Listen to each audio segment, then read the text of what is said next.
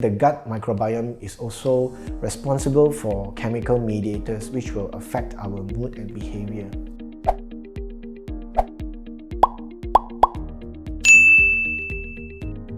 Hi everyone, welcome to Ask Me Doctor Season 2, a video series for you parents to learn more about your children's health. I'm Hazel from motherhood.com.my. Gut health is important. It may come as a surprise that some people didn't know that the friendly bacteria living naturally inside your child's gut can influence various aspects of their health. Today we'll speak to Dr. Fu Chi Ho, pediatrician from Dr. Fu Child Specialist Clinic, to understand deeper about our children's gut health. Hello Dr. Fu. Hi Hazel. In the recent years, there's been a hype about gut health. But exactly how important it is to our children? Oh Hazel, actually it is very important and it's definitely worth the hype. Gut health is very important for obvious reasons because the gut is the area for absorption of nutrients, and we now understand that the gut has an even greater role for the overall health of the child. It's very important for the relationship with the immune system and also the brain development. Now, what is good gut health? Good gut health is defined by a well-functioning digestive system that is able to consist of a good bacteria balance with a healthy ecosystem of good bacteria. So we know this ecosystem as the gut microbiome. When the gut microbiome is made up of 85% good bacteria, this is called a state of eubiosis. And the good bacteria, or better known as probiotics, they would help to regulate the immune system, digest food that we cannot digest, help to fight off the bad bacteria, reduce inflammation in our gut, which will also reduce the risk of cancer and other illnesses. Is there any signs of an unhealthy gut? Signs of an unhealthy gut would be like diarrhea, constipation, someone with bloatedness or easily upset stomach, and also the emergence of allergic conditions such as eczema, skin irritation, skin itchiness. Those things can also be a sign of a poor gut health.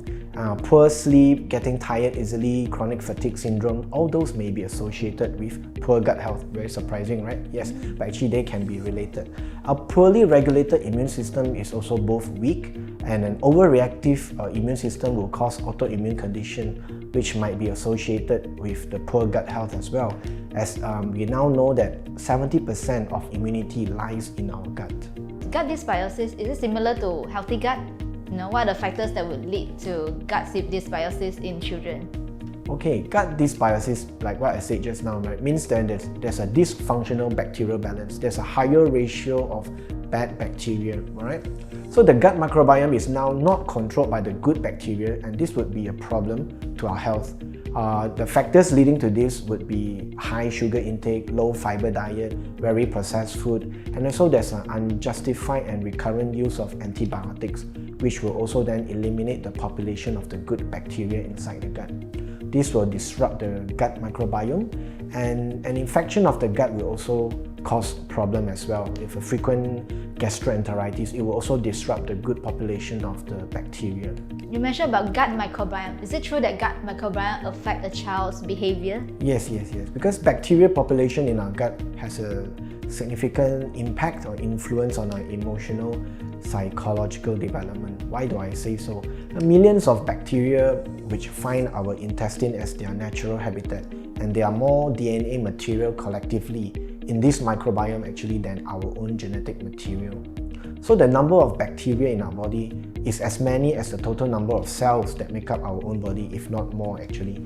Yeah, they used to know that it was 10 times more, but actually it's about the same amount or a bit more. So these millions of bacteria, right, they will influence our enteric nervous system, which means the intestinal nervous system, which is also connected to our central nervous system, the brain and the spine. And then the gut microbiome is also responsible for chemical mediators which will affect our mood and behavior.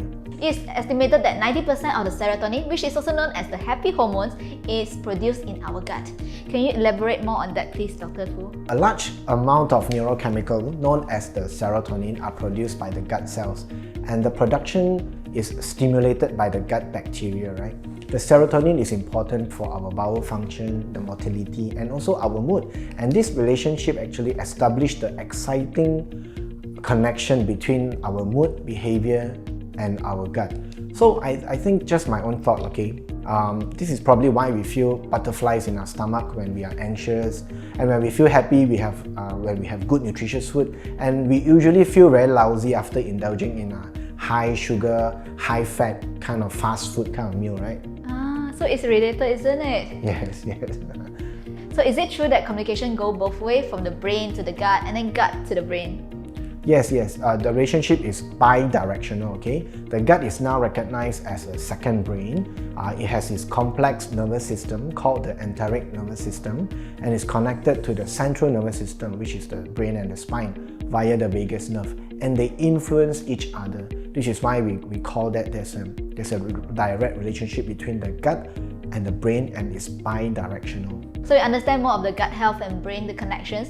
How can I improve my child's gut health? To improve your child's gut health, number one, most important, you have to eat well, right? Because what we have established so far, good nutritious food will encourage the building of a healthy gut microbiome. So please avoid processed food, unhealthy food that will disrupt the ecosystem. A healthy lifestyle is very important, like adequate sleep, provide a healthy growing up environment for the child. It's not stressful, free from infections and illnesses, and a healthy dose of exercise. So all this would really help the child to improve their gut health. So then that also leads to my next question. Is there anything that my child should eat to promote good gut health and a happy mind? You know, Hazel, the saying goes, we are what we eat. So that is really true, because we should really eat food that promotes good bacterial growth. So what type of food can promote such growth? I would say fermented food like tempeh, yogurt, cultured milk drink, and all those things, So avoid bad food that will negatively impact the microbiome. So we should say no to processed food, those high-fat diet, high-sugar food, low-fiber diet, and also those artificial sweetener is really bad for you because it's harmful to the good microbes. It will disrupt the gut microbiome. So it's time to say no to those 0-0 drinks, artificial sweetener. Thank you very much, Dr. Fu, for answering our questions today.